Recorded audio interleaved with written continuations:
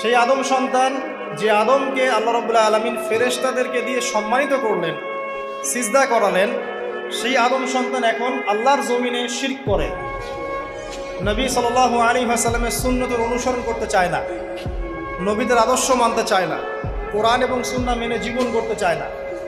সেই আদম সন্তান এখন জেনা করে, ব্যভিচার করে, মাদকদ্রব্য পান করে, সমকামী। সেই আদম সন্তান এখন ঘুষ খাচ্ছে, সুদ খাচ্ছে, দুর্নীতি করছে, অন্যের সম্পদ আত্মসাৎ করছে, অন্যায়ভাবে মানুষকে হত্যা করছে।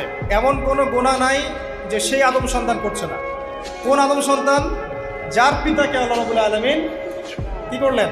ফেরেশতাদেরকে দিয়ে সেজদা করালেন। তাহলে চিন্তা করেন যে আমরা আমাদের পরিচয়টা কি পরিমাণ হারিয়ে ফেলেছি। আমরা তো চেতনার কথা বলি না, শেকড়ের কথা বলি না, আমরা সংস্কৃতির কথা বলি না। এই কথাগুলো আমরা বলি। আমাদের সত্যিকারের চেতনা হচ্ছে ইসলামিক চেতনা। সত্যিকারের শেকড় হচ্ছে এই শেকড় যে আমরা আদম আলাইহিস সালামের সন্তান, যে আদমকে আল্লাহ রাব্বুল আলামিন ফেরেশতাদেরকে দিয়ে সেজদা করিয়েছেন জ্ঞানের কারণে। আজকে সেই আদম সন্তান দেখবেন জ্ঞান অর্জন করতে চায় না, দিনের জ্ঞান অর্জন করতে চায় না, দুনিয়ার জ্ঞান অর্জন করতে চায়, দিনের জ্ঞান অর্জন করতে চায় না। যে জ্ঞান তাকে পরকালে নাজাতের ওসিলা করবে, সেই কোরআনটুকু তিলাওয়াতও করতে চায় না, তিলাওয়াত করা শিখতেও চায় না, আগ্রহই নাই। তাহলে আমরা কি পরিমাণে আমাদের শেকড়টা ভুলে গেছি, চেতনা হারিয়ে ফেলেছি, আমাদের মূল সংস্কৃতি থেকে দূরে সরে আসছি। একটু চিন্তা করেন। সামনে যাই, আল্লাহ রাব্বুল আলামিন বলছেন, এরপর সুন্দর আকৃতি দিয়ে আদমকে আমি ফেরেশতাদেরকে দিয়ে সেজদা করালাম। ফাসাজাদু, সবাই সেজদা করলো, প্রত্যেকটা ফেরেশতাই কি করলো? সেজদা করলো। ইল্লা ইবলিস। কে সেজদা করলো না? ইবলিস। ইবলিস সেজদা করলো না। ইবলিস কে ছিল? সে কিন্তু কোনো ফেরেশতা ছিল না, সে কিন্তু কোনো ফেরেশতা ছিল না, সে ছিল একজন জিন। কানা মিনাল জিন্নি, সূরা কাহফে আল্লাহ পাক বলেছেন কানা মিনাল জিন্নি, সে জিনদের একজন ছিল। ঠিক আছে? সে আল্লাহ রাব্বুল আলামিনের এত বেশি ইবাদত করেছিল যে আল্লাহ রাব্বুল আলামিন তাকে এক পর্যায়ে ফেরেশতাদের উপরে একটা দায়িত্বশীল বানিয়ে দিয়েছিল। ঠিক আছে? তো কিন্তু তার মনের ভিতরে একটা কিবর বা অহংকার ছিল, যে অহংকারের কারণে সে কিন্তু আল্লাহ পাকের এই নির্দেশটা পালন করলো না, লঙ্ঘন করলো। আমরা সামনে যাই। লাম ইয়াকুম মিনাস সাজিদিন, আল্লাহ পাক বলেন সে সিজদাকারীদের অন্তর্ভুক্ত ছিল না। কে? ইবলিস। আচ্ছা, ক্বালা, আল্লাহ পাক এবার বলছেন মা মানাআকা আল্লা তাসজুদা ইয আমারতুক। আল্লাহ পাক বলছেন, হে ইবলিস, কিসে তোমাকে নিষেধ করলো, কে তোমাকে বারণ করলো আদমকে সেজদা করতে, যাকে আমি সেজদা করার আদেশ করেছি? কি জন্য করলে না? সোজা কথায়, তুমি কি জন্য সেজদা করলে না আদমকে? মা মানাআকা, তোমাকে কে বারণ করলো? এবার ইবলিস তার দলিল পেশ করছে। সে বলছে যে ক্বালা আনা খায়রুম মিন, সে বলল আমি আদমের চাইতে উত্তম। আসসালাতু খায়রুম মিনান নাওম, এটা জানেন না? ঘুমের চেয়ে নামাজ উত্তম। ঠিক এইভাবেই সে ইবলিস বলছে কি আনা খায়রুম মিন, আমি তার চেয়ে উত্তম। কি কারণে উত্তম? খালাকতানি মিন নার ওয়া খালাকতাহু মিন তিন। হে আল্লাহ, আপনি আমাকে সৃষ্টি করেছেন আগুন দিয়ে, জিনদেরকে কি দিয়ে সৃষ্টি করা হয়েছে? আগুন দিয়ে। ফেরেশতাদেরকে কি দিয়ে? নূর দিয়ে। তাহলে এখানে প্রমাণ হলো যে ইবলিস কিন্তু ফেরেশতা নয়। আমাকে সৃষ্টি করেছেন আগুন দিয়ে, ওয়া খালাকতাহু মিন তিন, এবং আদমকে সৃষ্টি করেছেন তিন মানে কাদামাটি দিয়ে। তার মানে আগুন কাদামাটির চেয়ে সুপিরিয়র, বেশি মর্যাদা সম্পন্ন, ওর মানে কে আছে আর কি। এই কারণে সে সিজদা করল না। এবার আল্লাহ রাব্বুল আলামিন বলছেন ক্বালা ফাহবিত মিনহা, ইবলিস এখান থেকে নেমে যাও। এটা কোন জায়গা? একদম মহাকাশের উপরে না, নাকি পৃথিবীতে? এটা 7 আসমানের উপরের ঘটনা। ইতিহাস শুরু হয়েছে মহাবিশ্বে। মানুষের অস্তিত্বও ছিল না, এমন একটা সময় চলে গেছে। মহাবিশ্বে কোটি কোটি বছর চলে গেছে যখন মানুষ বলতে কিচ্ছু ছিল না। ছিল না। অনেক পরে মানুষকে সৃষ্টি করা হয়েছে। এখন দুনিয়াতে মানুষের চলাচল দেখলে মনে হয় মহাবিশ্বে সে একাই আছে, আর কেউ নাই, তাই না? আচ্ছা, এটা দলিল কোরআনে আছে। সূরা দাহার 1 নম্বর আয়াত পড়ে দেখবেন, হাল আতা আলাল ইনসান হাইনুম মিনাদ দাহরি লাম ইয়াকুন শাইআন মাযকুরা। আল্লাহ পাক বলছেন মানুষের উপরে এমন সময় চলে গেছে যে মানুষ কোনো আলোচ্য বিষয় ছিল না, উল্লেখযোগ্য কোনো বিষয় ছিল না। তো সভ্যতার শুরুর ঘটনা হচ্ছে এটা। মানে মানব সভ্যতার একদম শুরুর শেকড়ের ঘটনা হচ্ছে এটা, একদম শুরুর চেতনা, শুরুর সংস্কৃতি শুরু হচ্ছে এখান থেকে। এবার ইবলিস বলছে আমি সেজদা করব না, বিকজ আমি তার চেয়ে সুপিরিয়র। আপনি তাকে সৃষ্টি করেছেন মাটি দিয়ে, আমাকে সৃষ্টি করেছেন আগুন দিয়ে, আমি তাকে সেজদা করব না। সে আল্লাহ পাকের আদেশ লঙ্ঘনই করলো না, বরং আল্লাহকে উল্টা একটা যুক্তি দেখালো যে আপনি ভুল আমি ঠিক। নাউজুবিল্লাহ, আপনি আমাকে আদমকে সেজদা করতে বলছেন এটাই ভুল, বরং উচিত হচ্ছে ও আমাকে সেজদা করবে। নাউজুবিল্লাহ। তো সে কিন্তু আবা ওয়াস্তাকবার, সে উদ্ধত হলো এবং অহংকারও প্রদর্শন করলো। আল্লাহ পাক বলছেন ক্বালা ফাহবিত মিনহা, এখন এখান থেকে নেমে যাও। এই জান্নাতি বলেন আর ওই ঊর্ধ্ব জগতই বলেন, সেখান থেকে তোমরা নেমে যাও, তুমি নেমে যাও। ফামা ইয়াকুনু লাকা আন তাতাকাব্বারা ফিহা, এখানে দাঁড়িয়ে তুমি অহংকার করবে এই অধিকার তোমাকে দেওয়া হয় নাই। সোজা কথা, আল্লাহ পাক বলছেন এখানে দাঁড়িয়ে তুমি অহংকার করবে এই অধিকার তোমাকে দেওয়া হয়নি। আল্লাহ পাক অহংকারীকে পছন্দ করেন? অহংকারীদেরকে আল্লাহ পাক কিয়ামতের মাঠে পিঁপড়ার মতো উঠাবেন।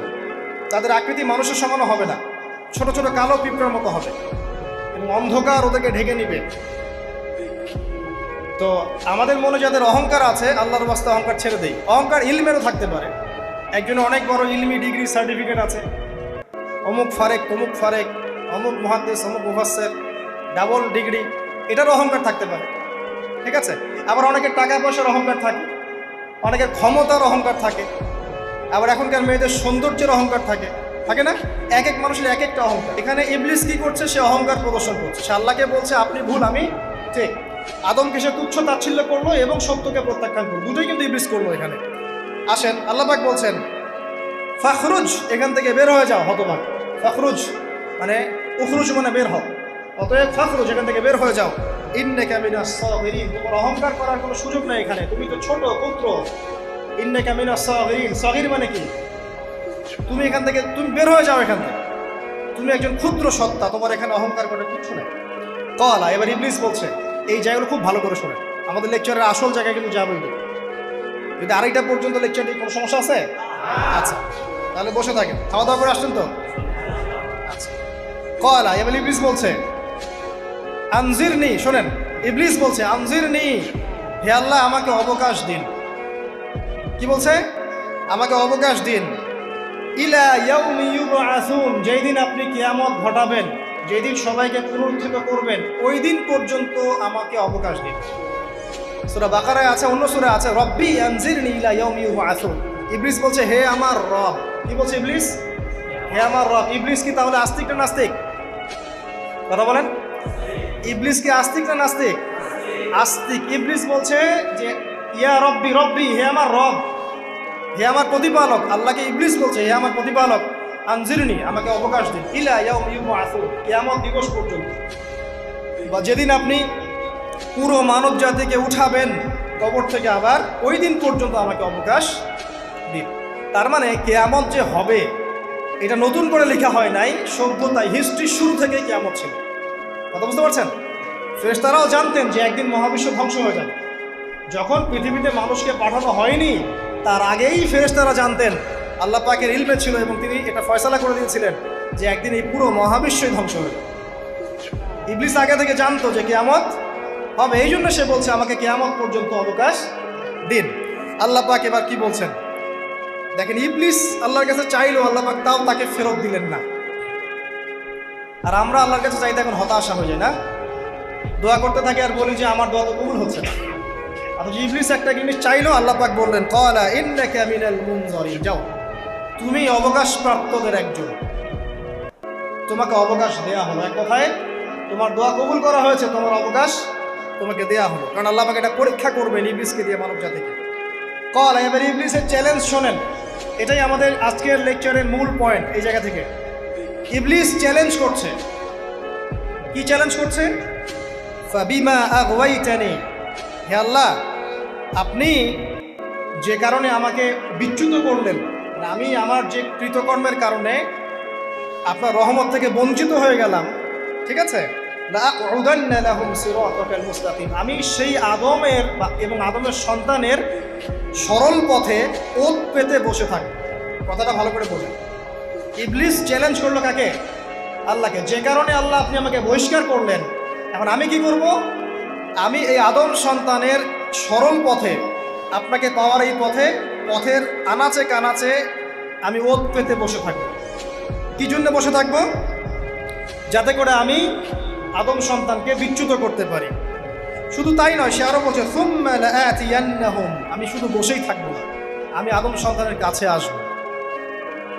মিন বাইনি আইদিহিম, তার সামন থেকে আসবো। ওয়া মিন খালফিহিম, আদম সন্তানের পিছন থেকে আসবো। ওয়া আন আইমানিহিম, তার ডান দিক থেকে আসবো। ওয়া আন শামাইলিহিম, তার বাম দিক থেকে আসবো। ওয়ালা তাজিদু আকসারাহুম শাকিরিন, আল্লাহ পাক আপনি তাদের বেশিরভাগকেই শুকরগুজার পাবেন না। কথা কি ক্লিয়ার না? কোনো সমস্যা? ইবলিস কি চ্যালেঞ্জ করলো?